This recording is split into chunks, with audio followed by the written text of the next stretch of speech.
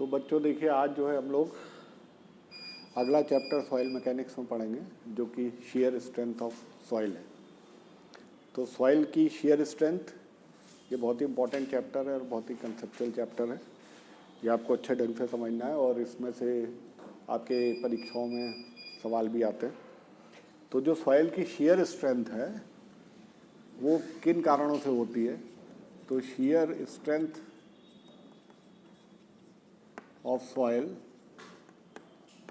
Is due to, पहला तो जो पार्टिकल्स होते हैं उनकी इंटरलॉकिंग की वजह से होती है। पार्टिकल्स इंटरलॉकिंग, ठीक। दूसरा कारण स्ट्रेंथ का होता है सॉइल के बीच में, ये कारण होता है फ्रिक्शन बिटवीन द ग्रेन्स। जो सॉइल के सॉलिड पार्टिकल्स होते हैं उनके बीच में जो घर्षण होता है ये रिस्पॉन्सिबल होता है सॉइल की स्ट्रेंथ के लिए।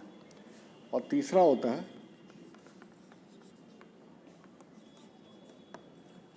Cohesion of soil.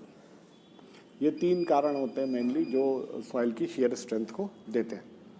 तो हमने देखा था जब सॉइल का क्लासिफिकेशन पढ़ा था कि जो सॉइल है वो कई टाइप की होती है। तो जैसे कोर्स ग्रेन सॉइल होती है, तो अगर हम कहें कोर्स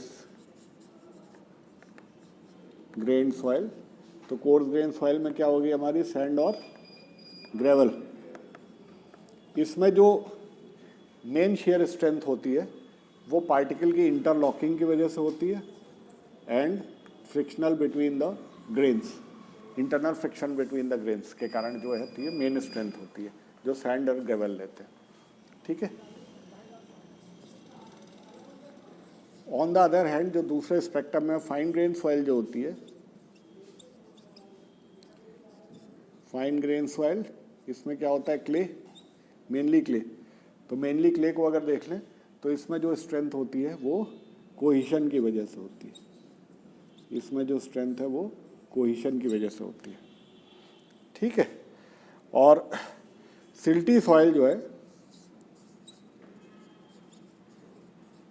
सिल्टी सॉइल में फ्रिक्शन की वजह से भी होती है और कोहिशन की वजह से भी होती है। तो मतलब 2 and 3 are the factor which are responsible for providing the strength to the soil. तो कोर्स ग्रेन सॉइल को हम फाई सॉइल भी कहते हैं। अभी फाई क्या होगा हम लोग डिफाइन करेंगे। फाइन ग्रेन सॉइल को हम सी सॉइल कहते हैं और सिल्टी सॉइल को हम सी फाई सॉइल कहते हैं। तो इस तरह से हमारी सॉइल का क्लासिफिकेशन होता है। तो शेयर स्ट्रेंथ होता क्या है? शेयर स्ट्रेंथ जो है वो शेयर का रेजिस्टेंस है अलोंग द वीकेस्ट प्लेन। कोई चीज़ फेल कब होती है? अगर हम कहते हैं कि भाई, अक्सर आप सुनते हैं कि भाई उसका हार्ट फेल हो गया या किडनी फेल हो गई, तो जो डेथ होती है वो बिकॉज ऑफ कोई वीकेस्ट जो ऑर्गन होता है उसके डैमेज होने पे होती है। तो सॉइल भी जब फेल होती है तो जो वीकेस्ट प्लेन होता है उसके अलोंग फेल होती है। जैसे फॉर एग्जांपल अगर हम ये कोई एम्बैंकमेंट मान लें, कोई एम्बैंकमेंट मान लें, तो कई बार क्या होता है पानी इसके अंदर सीप करता है और वीकेस्ट प्लेन मान लीजिए ये बन जाता है। तो अगर ये वीकेस्ट प्लेन बन गया तो ये पूरा का पूरा जो वेज है ये स्लाइड कर जाता है। तो this becomes a shear plane, ठीक। तो शेयर प्लेन वो प्लेन होगा जहाँ पे जो शेयर रेजिस्टेंस है वो मिनिमम होगा। तो जिस पर्टिकुलर प्लेन पे मृदा का शेयर रेजिस्टेंस मिनिमम होगा वो मृदा जो है वहीं से फेल कर जाएगी। तो ये दूसरा कंसेप्ट है कि शेयर स्ट्रेंथ जो है वो शेयर रेजिस्टेंस है सॉइल का जो फेल्योर प्लेन पे है। तो फेल्योर प्लेन जो वीकेस्ट प्लेन होगा उस पर जो शेयर स्ट्रेंथ होगी सॉइल की, जितनी वो रेजिस्टेंस होगा, जितना शेयर को रजिस्ट कर पाएगा वही उसकी शेयर स्ट्रेंथ होगी। शेयर स्ट्रेंथ को रिप्रेजेंट करने के लिए जो फेमस थ्योरी है जो आप लोग के कोर्स में, दैट इज मोहर कूलम्स थ्योरी। इसको हम लोग डिस्कस करेंगे कि मोहर कूलम्स थ्योरी क्या है। तो देखिए, ये बहुत पुरानी थ्योरी है, 1900 के आसपास आई थी, बट आज भी रेलिवेंट है। और इस थ्योरी को कहते हैं मोहर कूलम थ्योरी।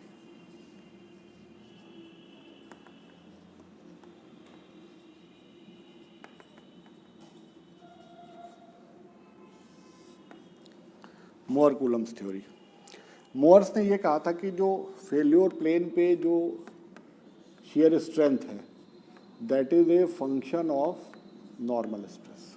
ठीक है, जो फेल्योर प्लेन पे शियर स्ट्रेंथ है, मतलब जो सॉइल की शियर स्ट्रेंथ है, ठीक है, फेल्योर प्लेन पे जो शियर रेजिस्टेंस होगा वही सॉइल की शियर स्ट्रेंथ होगी।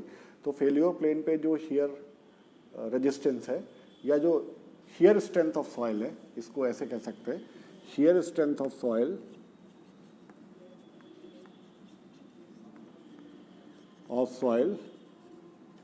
is function of normal stress. ठीक, नॉर्मल स्ट्रेस, ये मोर्स की फेल्योर क्राइटेरिया था। मोर्स ने कई फेल्योर क्राइटेरिया की स्टडी की थी डिफरेंट मटेरियल पे, और ये एक इक्वेशन दी थी कि जो फेल्योर है वो एक फंक्शन होता है नॉर्मल स्ट्रेस का।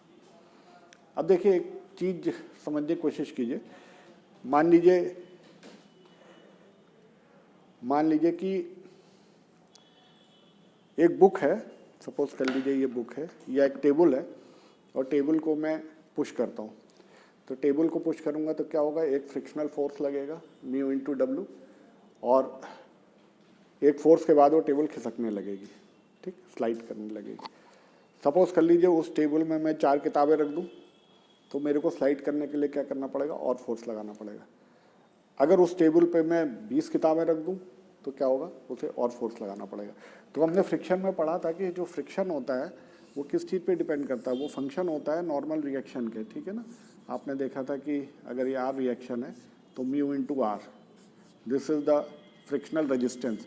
तो जब हम फोर्स लगाते हैं तो लिमिटिंग फ्रिक्शन पे क्या होता है, जैसे जैसे फोर्स लगाते चले जाते हैं, एक लिमिट तक जब तक हम म्यू आर के बराबर नहीं पहुंच जाते ये बॉडी मूव नहीं करती। तो जो फ्रिक्शनल फोर्स होता है वो कहीं ना कहीं किस चीज़ पे डिपेंड कर रहा है, कहीं ना कहीं डिपेंड कर रहा है वो नॉर्मल रिएक्शन पे। ठीक है, इसी तरह जो शियर स्ट्रेंथ ऑफ सॉइल है वो कहीं ना कहीं नॉर्मल फोर्स पे डिपेंड करती है। ठीक, मान लीजिए एक बहुत हल्के आदमी को आपको धक्का देना हो तो वो धक्का देना आपको आसान होगा, एक बहुत भारी भरकम आदमी अगर खड़ा हो जाएगा तो आपको ज़्यादा फोर्स लगाना पड़ेगा। तो जो किसी सरफेस के जो टेंजेंशियल फोर्स लगता है दैट इज शियर फोर्स, और जो उसके परपेंडिकुलर लगता है सरफेस के that is the normal force. तो मोर कूलम ने जो थ्योरी दी उसमें मोर्स ने एक्चुअली ये बताया था कि जो शियर स्ट्रेंथ है at failure plane that is the function of normal stress, और ये नॉर्मल स्ट्रेस का फंक्शन जो है कर्व भी हो सकता है, लेकिन कूलम्स ने ये कहा कि it is a straight line. तो मोर कूलम की थ्योरी कंबाइंड इस तरह से डिफाइन हुई कि C plus sigma tan phi, ये मोर कूलम्स थ्योरी हुई, जहाँ पे C जो है वो कहलाता है कोहेशन, सिग्मा जो है ये कहलाती है नॉर्मल स्ट्रेस, और फाई जो है ये कहलाता है एंगल ऑफ इंटरनल फ्रिक्शन। ठीक, रफली एंगल ऑफ रिपोज के बराबर होता है, एग्जैक्टली तो नहीं, रफली एंगल ऑफ रिपोज के बराबर होता है। मतलब एंगल ऑफ रिपोज का जनरल कंसेप्ट हम बताएं कि आप देखें कि अगर हम रेत की कोई रेत करते हैं तो एक ढेरी बन जाती है जो अपने आप स्टेबिलिटी में आ जाती है। तो वो एंगल अगर हम देख लें, उस कोन का एंगल देख लें, तो वो एंगल ऑफ रिपोज होता है जो रफली एंगल ऑफ इंटरनल फ्रिक्शन के बराबर होता है। एग्जैक्टली वैल्यू निकालने के लिए आपको एक्सपेरिमेंट करने पड़ते हैं जिससे आपको कोहेशन और फाई की वैल्यू मिल जाती है। देखिए यहाँ पे भी एक्सप्रेशन बता रहा है कि जैसे जैसे नॉर्मल स्ट्रेस आप बढ़ाते जाएंगे, जैसे जैसे आप परपेंडिकुलर स्ट्रेस बढ़ाते जाएंगे, वैसे वैसे shear strength of the soil ज़्यादा होती चली जाएगी। अगर इसको हम ग्राफ के टर्म में रिप्रेजेंट करें, तो देखिए ग्राफ किस तरीके से आएगा। अगर हम यहाँ पे कह लें tau that is the shear strength, और इसको कह लें sigma that is the normal stress, तो टाउ क्या है, it is the shear strength of soil. तो ये इस तरीके का एक कर्व मिलेगा आपको। ठीक, इस तरीके का कर्व मिलेगा जहाँ पे ये वैल्यू C है, ये एंगल फाई है। ठीक, अगर मान लीजिए कोई पॉइंट मैं यहाँ पे देखूं तो देखिए वैल्यू कितनी होगी। अगर ये वैल्यू मान लीजिए यहाँ से यहाँ तक सिग्मा है, इसको मैं नॉर्मल स्ट्रेस लिख दे रहा हूँ, दिस इज नॉर्मल स्ट्रेस। ठीक, तो यहाँ से यहाँ तक की वैल्यू हो गई C, और ये वैल्यू अगर आप ट्रायंगल पे देखेंगे तो देखिए ये सिग्मा है, ये फाई है, तो this upon this is equal to ten phi, तो this will be equal to sigma ten phi. तो यहाँ से यहाँ तक का डिस्टेंस क्या हो गया, C plus sigma ten phi. तो जो शेयर स्ट्रेंथ हो गई वो कितनी हो गई इस पर्टिकुलर पॉइंट पे, C plus sigma ten phi. तो ये पर्टिकुलर जो रिप्रेजेंटेशन है ये मोहर कूलम्ब्स थ्योरी का रिप्रेजेंटेशन है, जहाँ पे मैंने आपको बता दिया कि हर फंक्शन का मान क्या है। एक चीज़ और देखते हैं कि जो c plus sigma ten phi हमने बोला, ठीक है, तो इस फिगर को मैं थोड़ा ऊपर बना लूँ, इस फिगर को थोड़ा ऊपर बना लूँ।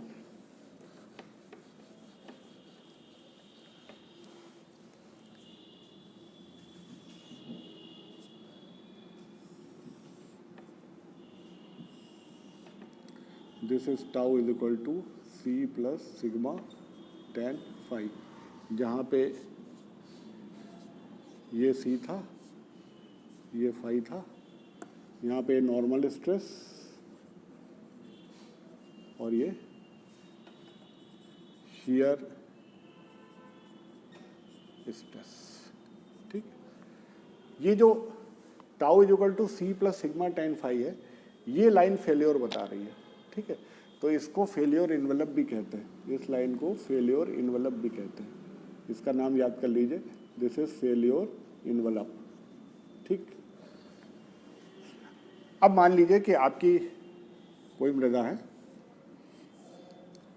और एक फूटिंग है, और फूटिंग के नीचे मान लीजिए ये सॉइल का सैंपल देख रहे हैं, यहाँ पे कुछ स्ट्रेस लग रही है, इसमें कुछ नॉर्मल स्ट्रेस लग रही होगी, कुछ नॉर्मल स्ट्रेस लग रही होगी, ठीक, और इस सॉइल का कुछ कोहेशन होगा, कुछ एंगल ऑफ इंटरनल फ्रिक्शन होगा। अगर हम इस सबको, इस पे कितनी नॉर्मल स्ट्रेस लग रही है और सी फाई से पूरा टाउ निकाले तो तीन चीज़ें हो सकती हैं। एक तो हो सकता है कि ये पॉइंट, मान लीजिए नॉर्मल स्ट्रेस इतनी लग रही है इस पर्टिकुलर पॉइंट पे, तो एक तो ये हो सकता है कि पॉइंट यहाँ पे आ जाए ए, और एक पॉइंट हो सकता है यहाँ पे आ जाए बी, और ये हो सकता है यहाँ पे आ जाए सी, ठीक। तो वास्तव में जो स्ट्रेस लग रही है, देखिए ये फेल्योर इन्वेलप है। अब वास्तव में जो सॉइल का सैंपल होगा या सॉइल की जो एलिमेंट होगा उस पे इससे, वो इसके ऊपर भी हो सकता है पॉइंट, वो इसके नीचे भी हो सकता है, वो इसके लाइन पे भी हो सकता है। तीनों का क्या मतलब होगा ये देखिए कि at point A represents the soil is safe. Point A represents the soil is safe. अगर स्ट्रेस कंडीशन इस तरीके की है कि ये इस लाइन पे फेल्योर इन्वेलप पे लाइन कर रही, तो पॉइंट बी, द सॉइल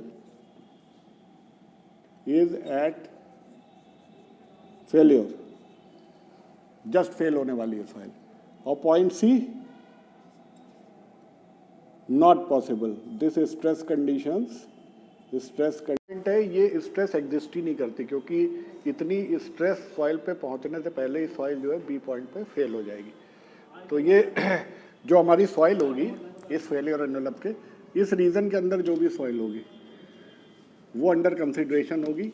ये फेल्योर प्लेन पे आते ही, फेल्योर एनवेलप पे आते ही वो क्रिटिकल कॉम्बिनेशन हो जाएगा स्ट्रेस का, जिस पे ये फेल होगी। एक चीज़ और इम्पॉर्टेंट है जो देखने वाली है, जो मोर ने कही थी कि जो फेलियर होता है वो एक critical combination of normal and shear stress होता है। देखिए नॉर्मल स्ट्रेस का कॉम्बिनेशन है, तो ऐसा नहीं है कि जहाँ पे शेयर स्ट्रेस मैक्सिमम है वहाँ पे फेलियर हो रहा है, या जहाँ पे नॉर्मल स्ट्रेस मैक्सिमम हो वहाँ पे फेलियर हो रहा है। ये कॉम्बिनेशन है जहाँ पे फेलियर हो रहा है। अब देखिए दो तरह की सॉइल, अगर हम दो एक्सट्रीम की सॉइल देखें तो एक सॉइल होगी क्लेई सॉइल। क्लेई सॉइल के केस में क्या होगा, सी का मान क्या होगा, 0 होगा, ठीक। कोहेशन, सॉरी, फाई का मान 0 होता है, मतलब एंगल ऑफ इंटरनल फ्रिक्शन 0 होता है। तो क्ले में जो स्ट्रेंथ होती है, शेयर स्ट्रेंथ की, जो क्ले की, जो सॉइल की सॉरी स्ट्रेंथ होती है, वो मेनली किस वजह से होती है, पार्टिकल के कोहेशन के कारण, प्लास्टिक प्रॉपर्टीज के कारण होती है। तो ये हमको जो shear strength का ग्राफ है वो स्ट्रेट लाइन इस तरीके से मिलेगा. दैट इज़ फॉर क्ले, जिसको फाई जीरो सॉइल कहेंगे या सी सॉइल कहेंगे. ठीक, इसमें जो shear strength है that is because of cohesion. और जब हम सैंडी सॉइल की बात करेंगे तो जो हमारी shear स्ट्रेंथ होगी वो फाई सॉइल होगी, मतलब सी का मान 0 होगा, तो ये इस तरीके से कुछ फेल्योर एनवेलप होगा. ठीक है, this is phi, C is equal to यहाँ 0 होगा.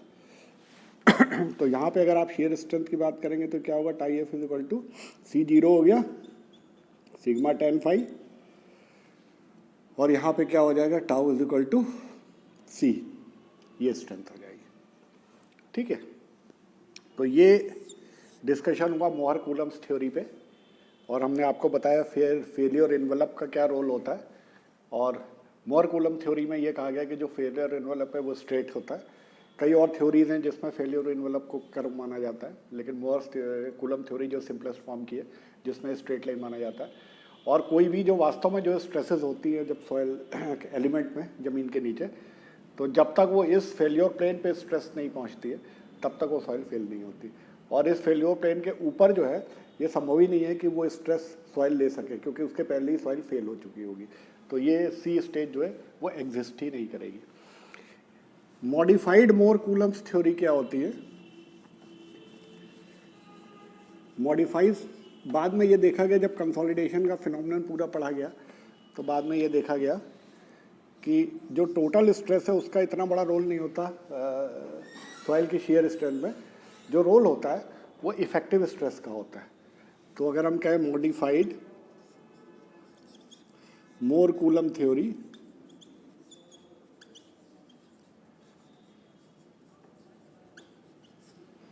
मॉडिफाइड मोहर थ्योरी अगर हम कहें तो इस केस में हम कहेंगे sigma dash tau dash is equal to C dash plus sigma dash tan phi dash, जहाँ पे ये क्या है, effective shear strength, effective shear strength of soil या shear स्ट्रेंथ ऑफ सॉइल, ये इफेक्टिव कोहेशन, ये effective normal stress,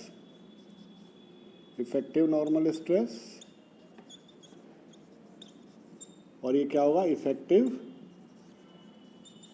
angle of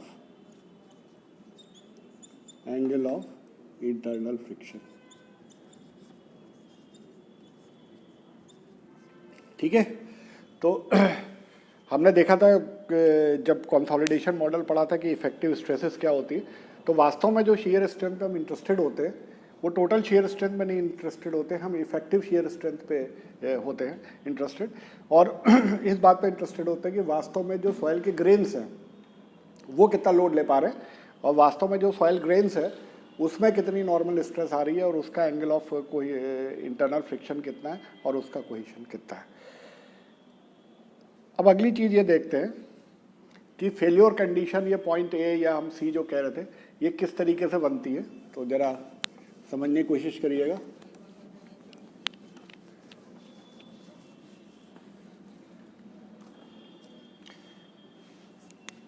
देखिए ये हमारी फाउंडेशन है, फाउंडेशन का निचला पोर्शन जो है ये फूटिंग है, ये कोई लोड आ रहा है क्यों. ठीक है, तो होता क्या है कि अगर हम इस फाउंडेशन के नीचे कोई सॉइल सैंपल देखें या सॉइल का एलिमेंट देखें, एक छोटा सा एलिमेंट सॉइल का हम देखें इस तरह का, तो प्रैक्टिकली ये देखा गया है कि ये सॉइल सैंपल में जो है इस तरीके से स्ट्रेसेस लगती हैं. जो मेन स्ट्रेसेस है वो नॉर्मल टू दी प्लेन लगती है. shear स्ट्रेस का रोल ज़्यादा नहीं होता इस प्लेन पे. ठीक है, ये जो प्लेन है, जब ये नॉर्मल स्ट्रेस लगती है तो ये जो है प्रिंसिपल स्ट्रेसेस कहलाती है. प्रिंसिपल स्ट्रेसेस कौन सी स्ट्रेसेस होती है, आपने एसओएम में पढ़ा हुआ है कि वो स्ट्रेसेस होती है जो जिस प्लेन पे काम करती है वहाँ पे shear स्ट्रेस जो है वो नहीं लगती है. तो मेन लोड चूँकि वर्टिकल डायरेक्शन में आ रहा है तो ये वैल्यू ज़्यादा होती है और ये वैल्यू जो है ये कम होती है.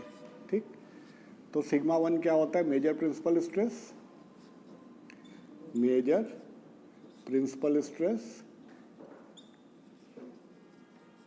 और सिग्मा 3 क्या होता है, माइनर प्रिंसिपल स्ट्रेस। ठीक, अब देखिए थोड़ी देर के लिए सॉइल मैकेनिक्स को भूल के अगर हम एसओएम को देखें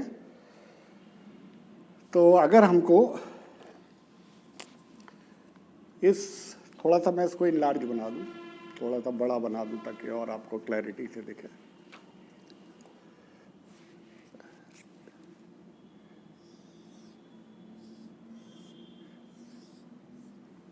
ये हमारा सिग्मा 1 है, ये माइनर प्रिंसिपल स्ट्रेस लग रही है सिग्मा 3।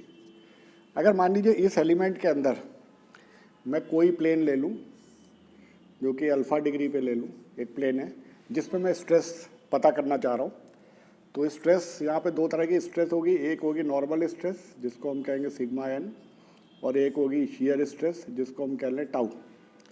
तो सिग्मा एन की वैल्यू जो है वहाँ निकालते थे, जो sigma N is equal to ये होता है sigma 1 plus sigma 3/2 plus sigma 1 minus sigma 3/2 cos 2 alpha. इस फॉर्मूले से हम ये निकाल सकते हैं कि अगर इसमें कोई प्लेन है तो उस प्लेन में नॉर्मल स्ट्रेस कितनी है, और शियर स्ट्रेस भी निकाल सकते हैं, that is sigma 1 minus sigma 3/2 sine 2 alpha. इन दो फॉर्मूले से हम इस एलिमेंट के अंदर किसी भी प्लेन जो कि हॉरिजॉन्टल से अल्फा एंगल बना रहा है उसमें हम इस वैल्यू निकाल सकते हैं कि इसमें नॉर्मल स्ट्रेस कितनी है और शियर स्ट्रेस कितनी है। ठीक है, अब देखिए इसको हम मोर सर्कल से भी ड्रॉ कर सकते हैं। मोर का सर्कल से ड्रॉ करने का तरीका देखिए, ये भी सेकेंड ईयर एसओएम का टॉपिक है।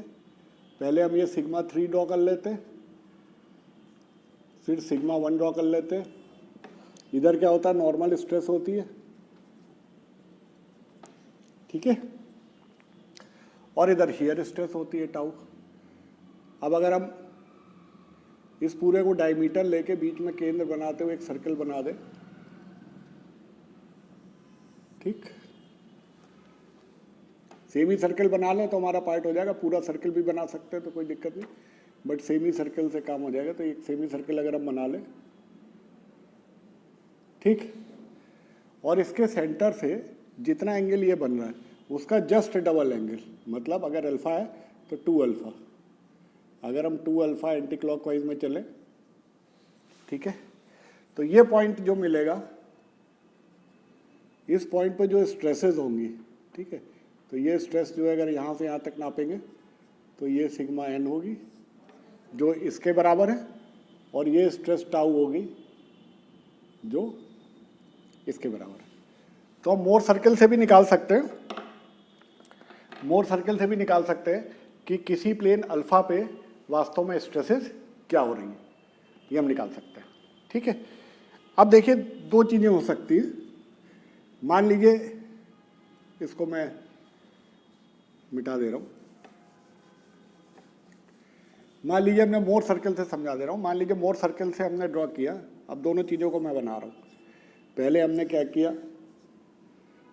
ये फेल्योर एनवेलप बनाया, दिस वाज फेल्योर एनवेलप, जिसकी इक्वेशन थी tau is equal to C plus sigma tan phi, जो यहाँ से फाई एंगल पे था, और ये डिस्टेंस जो था ये इक्वेशन था सी, जो कि नॉर्मल स्ट्रेस और शियर स्ट्रेस के बीच में ग्राफ था। इसी में अगर मैं इसको प्लॉट कर दूं तो एक चीज़ ये हो सकती है कि हमको ये ग्राफ कुछ इस तरीके का मिले, ठीक है, ये हो गई हमारी सिग्मा 3 और ये हो गई हमारी सिग्मा 1, ठीक है।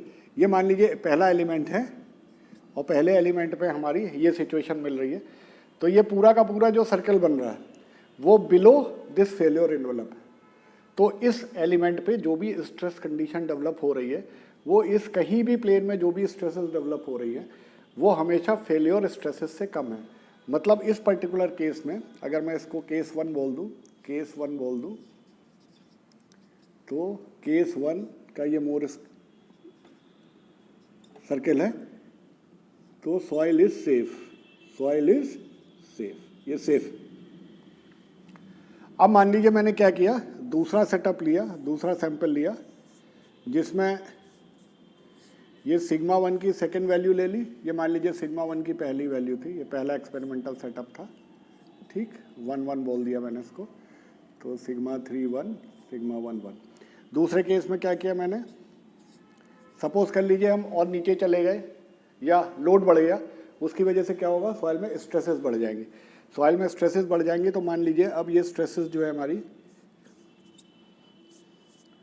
सिग्मा 3 सेकेंड स्पेसिमेन में, सेकेंड स्पेसिमेन में, ये सेकेंड स्पेसिमेन है, ये हो सकता है इसके और नीचे हम किसी पोजीशन पे देख रहे हो, या ये हो सकता है कि कोई लोड बढ़ गया और जिसकी वजह से स्ट्रेसेस बढ़ गई।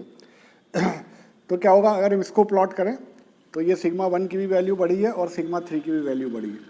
तो ये एक पॉइंट मान लीजिए इस तरीके से कुछ मिला जहाँ पे ये वैल्यू इज सिग्मा 3 की सेकेंड वैल्यू और ये हो गई सिग्मा 1 की सेकेंड वैल्यू। अब जब हम इसमें सर्कल बनाएंगे तो हो सकता है जस्ट इसको ये टच कर जाए, ठीक है, जस्ट टच कर जाए। तो इस पर्टिकुलर केस में क्या होगा कि जो स्ट्रेस कंडीशन डेवलप हो रही है इसमें सॉइल फेलियर हो जाएगा, ठीक, क्यों, क्योंकि आपकी जो वास्तव में स्ट्रेस का मोर सर्कल है वो फेलियर इन्वेलप को टच कर रहा है, ठीक है। अब अगर हम इसको सेंटर से ज्वाइन कर दें, इसको सेंटर से ज्वाइन कर दें और इस एंगल को 2 अल्फा ले लें, तो वास्तव में क्या होता है, आप इस मोर सर्कल में 2 अल्फा एंगल चलते हैं तो वो एंगल कहाँ होता है, यहाँ पे अल्फा होता है, ठीक है, ये अल्फा, ये सेकंड वैल्यू।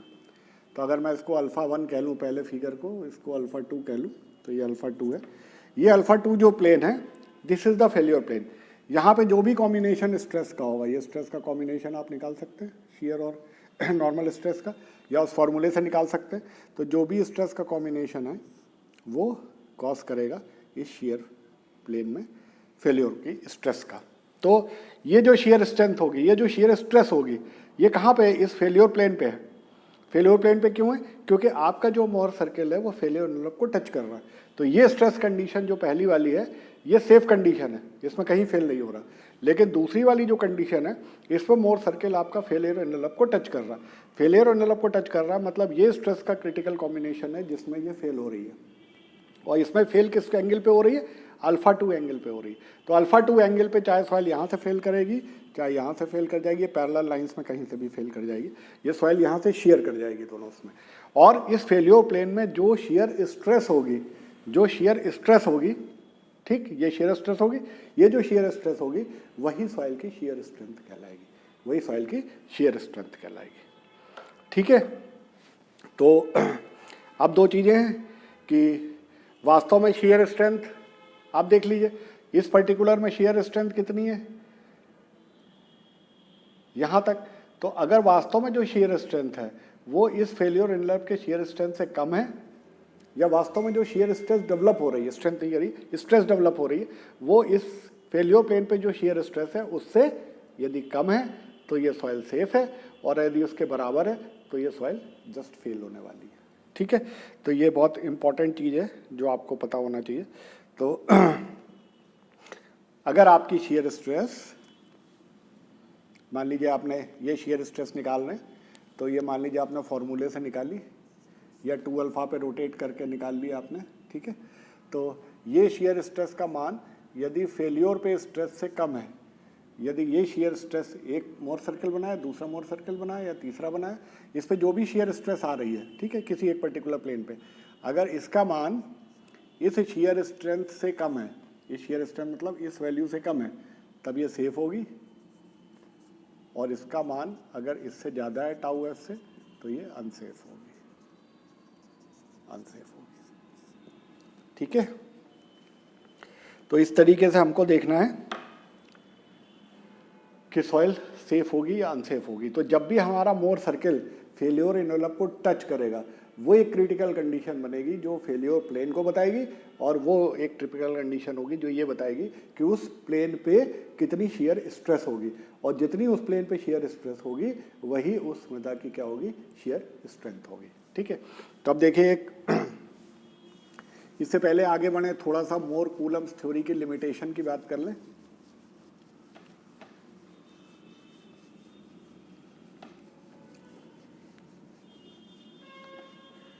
तो देखिए बोर कूलम थ्योरी में हमने ये देखा था कि tau is equal to C plus sigma ten phi, या मॉडिफाइड को करें तो ये इफेक्टिव टर्म में हो जाता है, ठीक है। और हमने देखा जब सैंडी सॉइल है या ग्रैनुलर सॉइल है तो सी का मान 0 है, मतलब tau dash is equal to sigma dash tan phi. Sigma dash क्या होता है? इफेक्टिव स्ट्रेस होता है। इफेक्टिव स्ट्रेस क्या होगा? इफेक्टिव स्ट्रेस कोई लोडिंग आएगी उसकी वजह से होगा, इस लोडिंग की वजह से यहाँ पे टोटल स्ट्रेस डेवलप होगी और इफेक्टिव स्ट्रेस डेवलप होगी। अब देखिए पहली लिमिटेशन मोर कूलम्स थ्योरी की ये है कि यदि हम ग्राउंड पे बात करें, सपोज कर लीजिए कोई लोड नहीं लग रहा और ग्राउंड पे बात करें, ठीक है, तो इफेक्टिव स्ट्रेस होगी नहीं, सिग्मा डैश विल बी 0। अगर हम यहाँ पे लेवल पे बात कर रहे हैं तो शियर स्ट्रेंथ जो है इसकी 0 हो जाएगी, जो कि नॉट पॉसिबल। अगर ये शियर स्ट्रेंथ इसकी 0 होती तो पॉसिबली ये सॉइल क्या करने लगती? फ्लो करने लगती, ठीक है, नॉट पॉसिबल। तो एट ग्राउंड लेवल अगर हम ग्रैनुलर सॉइल की बात करें तो C0, इफेक्टिव स्ट्रेंथ भी 0, तो शियर स्ट्रेंथ 0। तो ऐसा नहीं है ग्राउंड लेवल पे तो किसी भी सॉइल की जो है वो शियर स्ट्रेंथ 0 हो जाती, ऐसा नहीं हो रहा है।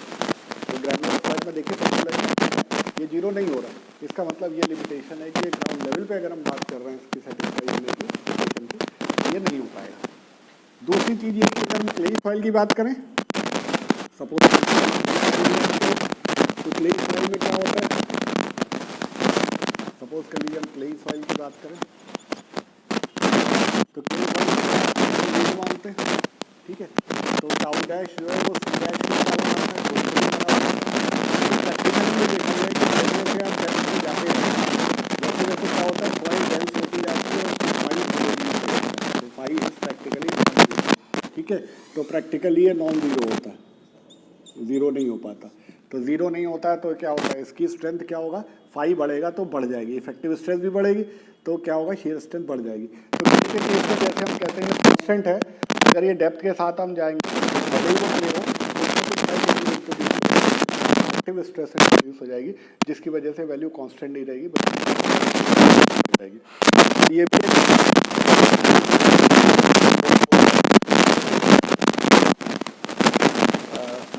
थ्योरी लिमिटेशन होती है, लेकिन nevertheless it is very good theory, helpful theory जो हमको इनसाइड बता देती है जो हमको ध्यान में रखना चाहिए। तो देखिए अभी तक जो हमने इंपॉर्टेंट चीज़ वो देखी कि फेल्योर के लिए जरूरी है कि एक फेल्योर एनवलप और सर्कल जो है टच करना चाहिए, और सर्कल वो स्ट्रेस की कंडीशन है सिग्मा 1 और सिग्मा 3 की, जिसपे वो मोर सर्कल जो है जस्ट उस फेल्योर एनवलप को टच करता है। तो आइए देखिए वो कंडीशन क्या बनती है, ये देखते हैं। ये बहुत इंपॉर्टेंट कंसेप्ट है जो कि फेलियर क्राइटेरिया को डिसाइड करता है, ठीक है। तो ये देखते हैं।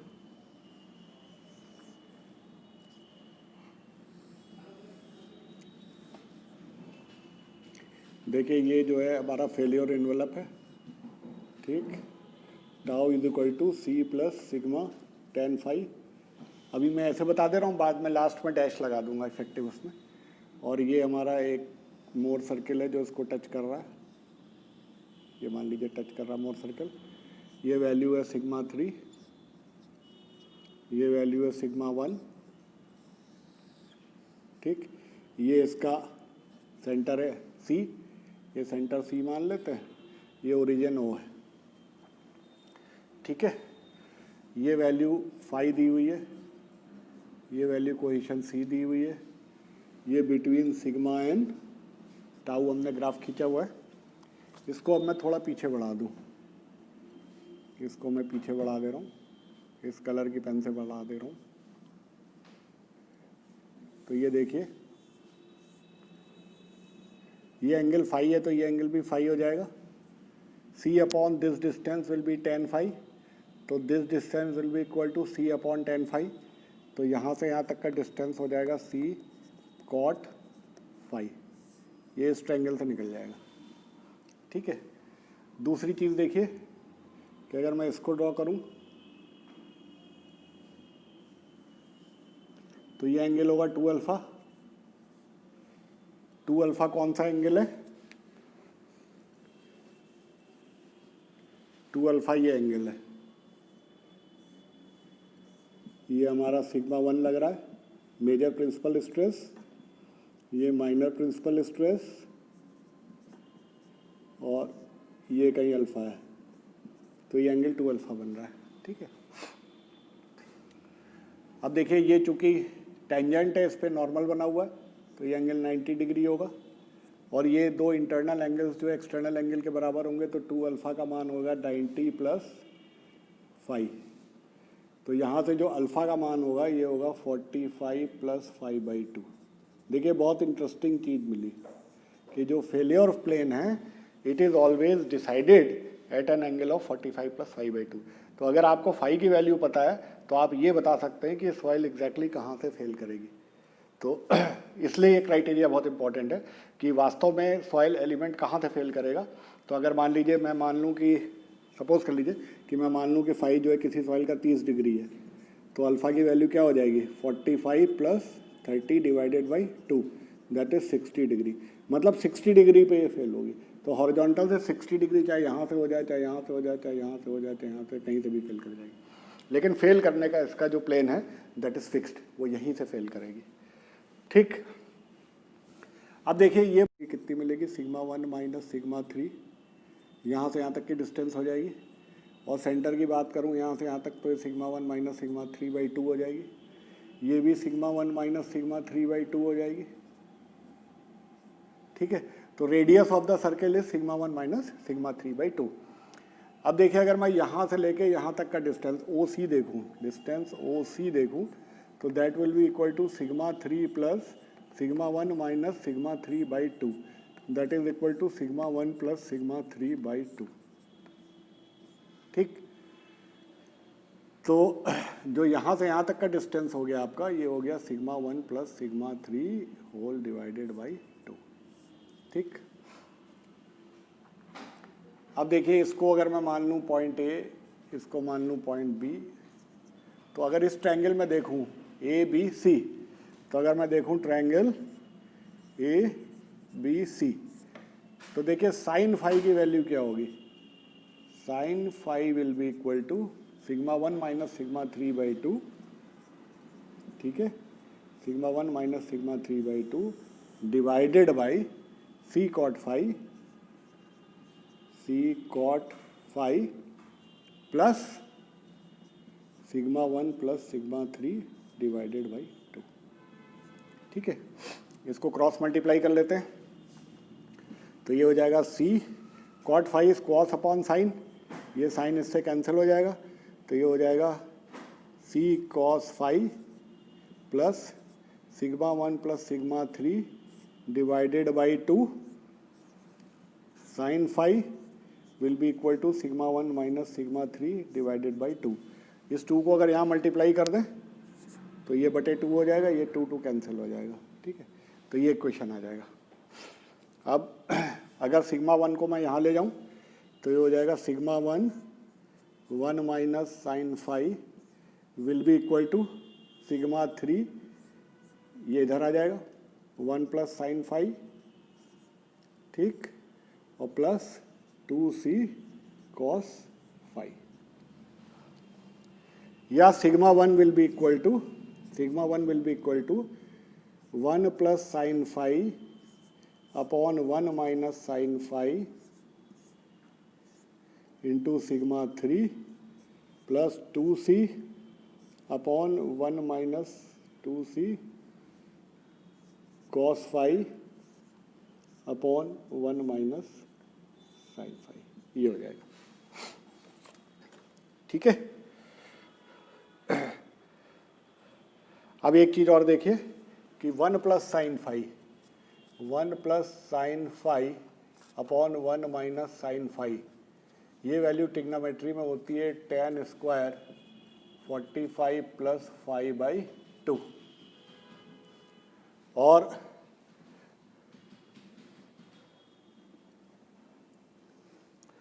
cos phi upon 1 minus sine phi, ये वाला एक्सप्रेशन, ये वैल्यू होती है 10 45 प्लस 5/2। ठीक है, तो इसको हम लिख सकते हैं sigma 1 is equal to sigma 3 10 square 45 plus 5/2 45 plus 5/2 plus 2c 10 45 plus 5/2। अब देखिए 45 प्लस 5/2 क्या है, ये अल्फा है, फेल्योर प्लेन, तो ये कहलाएगा sigma 3 is equal to sigma 1 is equal to sigma 3 10 square alpha plus 2c 10 alpha. तो ये एक इम्पॉर्टेंट रिलेशनशिप है जो आपको पता होना चाहिए। और जब आप अर्थ प्रेशर को डिस्कस करते हैं तो इसी इक्वेशन से डिस्कस करते हैं, जहाँ पे हमें ये इक्वेशन मिलती है, ये इक्वेशन मिलती है सिग्मा 1 और सिग्मा 3 में। ये इक्वेशन कब मिलती है, सिग्मा 1 और सिग्मा 3 में, जब आपकी स्ट्रेसेस जो है फेल्योर प्लेन पे हम एनालाइज करते हैं, मतलब जब आपका मोर सर्कल जो है वो फेल्योर एनवेलप को टच करता है। तो ये हो जाएगा sigma 1 is equal to sigma 3 10 square alpha plus 2c 10 alpha, where alpha is equal to 45 plus 5/2। ठीक है, तो बेसिकली जो पैरामीटर्स होते हैं वो हमको जो निकालना होता है, हमको जो सारे एक्सपेरिमेंट्स करने में पड़ते हैं, जो वैल्यू निकालनी होती है वो सी और फाई की निकालनी होती है। ठीक है, तो सी और फाई चाहे आप लैब टेस्ट से निकालें या आप फील्ड टेस्ट से निकालें, तो अल्टीमेटली जो वैल्यू है आपको न्यूमेरिकल में क्या होता है, सी और फाई की वैल्यू निकालनी पड़ती है। सी और फाई जो है ये शियर स्ट्रेंथ पैरामीटर्स कहलाते हैं, शियर स्ट्रेंथ पैरामीटर्स। ठीक है, तो अगर मान लीजिए दो एक्सपेरिमेंटल सेटअप के आपको वैल्यूज़ दी हुई हैं जिसमें सिग्मा 1 सिग्मा 3 आपको दिया हुआ है, तो बेसिकली दो ही अननोन है इसमें, फाई और सी, तो दो इक्वेशन को साइमल्टेनियसली सॉल्व करके आप निकाल सकते हैं। लेकिन ये जो सिग्मा 1 और सिग्मा 3 आप लगाएंगे, ये इसमें सॉइल फेल होनी चाहिए, मतलब ये फेलियर एनवेलप पे जब टच होगी तभी ये कंडीशन मिलेगी। तो ये इंपॉर्टेंट चीज़ है कि सिग्मा 1 सिग्मा 3 के रिलेशन यदि हमें को पता है फेल्योर प्लेन पे, तो हम सी और फाई दोनों निकाल सकते हैं। और सिग्मा 1 सिग्मा 3 को फेल्योर तक हम कैसे ले जाएंगे, इसके लिए हमको उसमें टेस्ट करना पड़ेगा, और टेस्ट करके हमको देखना पड़ेगा। तो कई लैब टेस्ट होंगे, इस लैब टेस्ट को हम अगले लेक्चर में देखते हैं। Thank you.